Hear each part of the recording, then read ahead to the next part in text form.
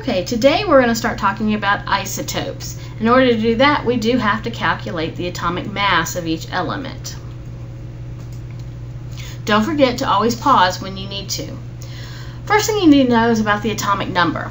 Atoms that are the same, meaning they have the same protons, same neutrons, and electrons, they're all like gold is gold, okay?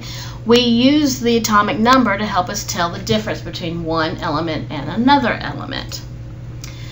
Elements are different because they have a different number of protons. Remember, that's that P, and it's positive. Positive 1 charge located in the nucleus. So elements are different because of their number of protons. The number of protons tells us the atomic number. So for example, if we have an atomic number of 6, that means that element has 6 protons. Every element has its own unique number. Your number of protons in an atom does equal the number of electrons if it's neutral. You'll understand that when we talk about ions in just a little bit.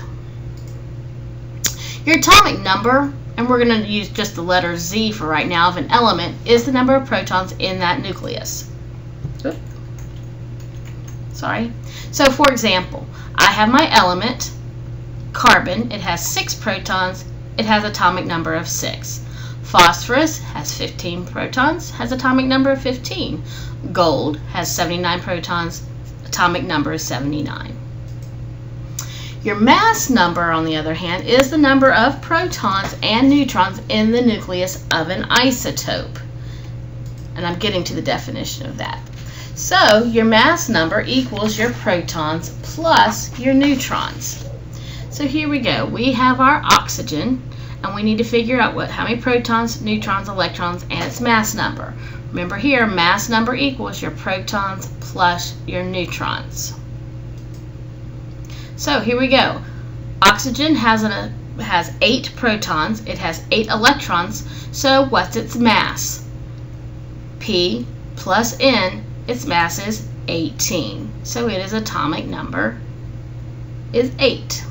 All right, the next one is 33. So you'd use your periodic table of elements to find the element that's with 33, and you'll notice that's arsenic. And it has 42 neutrons, so it has how many electrons if it's neutral? 33. Then you add your protons plus your neutrons, that gives you a mass of 75, and that mass number we're going to put right here behind arsenic. So that's arsenic 75. Okay, using your periodic table, find the one that has a proton count of 15, which means it has an atomic number of 15, and that,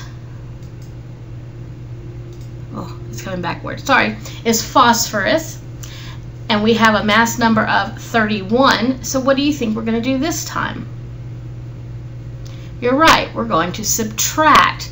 31 minus 15 is going to give us 16 neutrons. So notice that these numbers can be different from what these protons and electrons are.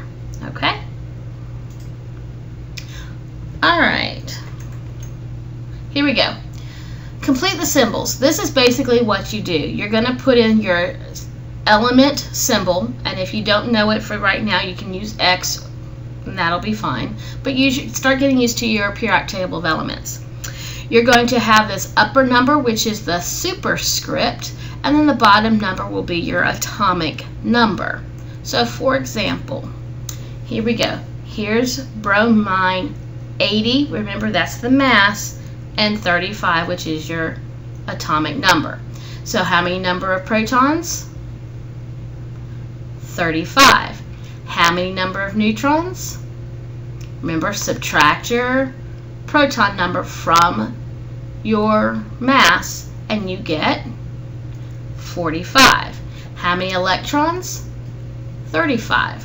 What's my atomic number? 35. What's my mass? 80. Good. Now I want you to pause and I want you to try number 2. We will go over it in class. Now, try number 3. Don't forget to pause. We'll go over this in class as well.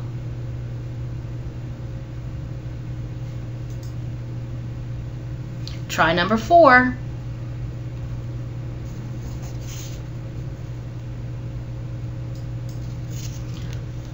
Okay, so now that you know a little bit more on how we actually will write some of the stuff, let's actually talk about isotopes.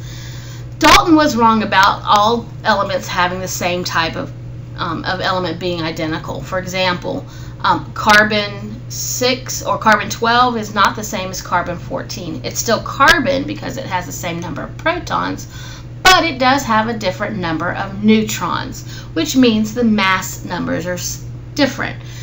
So when we're talking about isotopes, we're talking about the same element, meaning same protons, but different numbers of neutrons.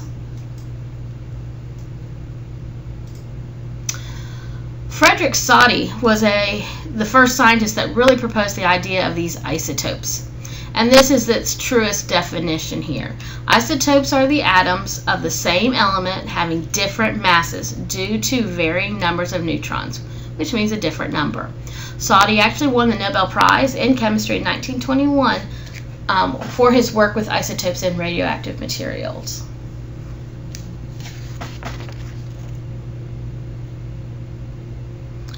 And we'll stop there for now. Part 2 in just a few.